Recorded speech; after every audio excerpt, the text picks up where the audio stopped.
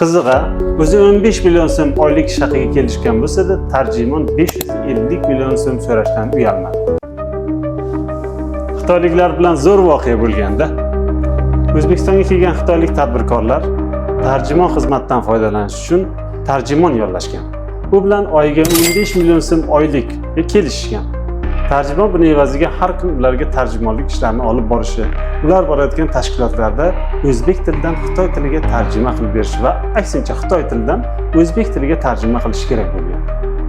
Tarjimon tabiiyki xitoyliklarning ishonchiga kirgan va asta-sekinlik bilan xitoyliklar barcha hujjatlarni tarjimon orqali imzolashni boshlagan. Bundan foydalangan tarjimon pechatni qo'lga kiritib, o'zining hujjatlariga xitoyliklardan qo'l va muhr bostirib olgan. Natijada oyiga 15 million so'mga kelishgan bo'lsa-da, hujjatlarda oyiga 550 million so'm oylik yozilgan.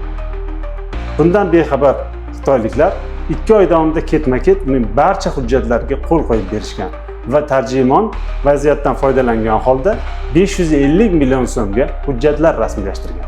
Undan keyin buni bunaqa kirdikorlardan xabar topgan xitoyliklar uni tabiiyki vazifasidan ozod qilib boshqa tarjimon yollashgan. Ishdan bo'shagan tarjimon esa xitoyliklarni sudga bergan.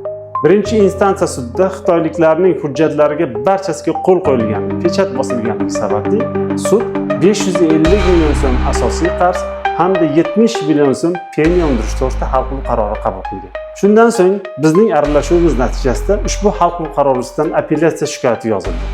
Apellyatsiya instansiyasi jarayonida barcha hujjatlar 550 million so'mga rasmiylashtirilgan bo'lsa-da, aslida tarjimonning xizmat haqqi 15 million so'mga kelishilganini isbotlab berildi va sudning qarori bekor qilinib, tarjimonning foydasiga faqatgina 15 million so'm undirish to'g'risida qaror qabul qilindi.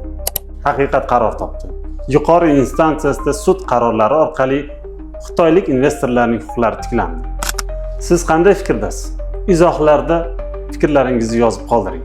Biz esa keyingi sonlarda sizga turkiyalik tadbirkorlar bilan bo'lgan voqeani aytib beramiz.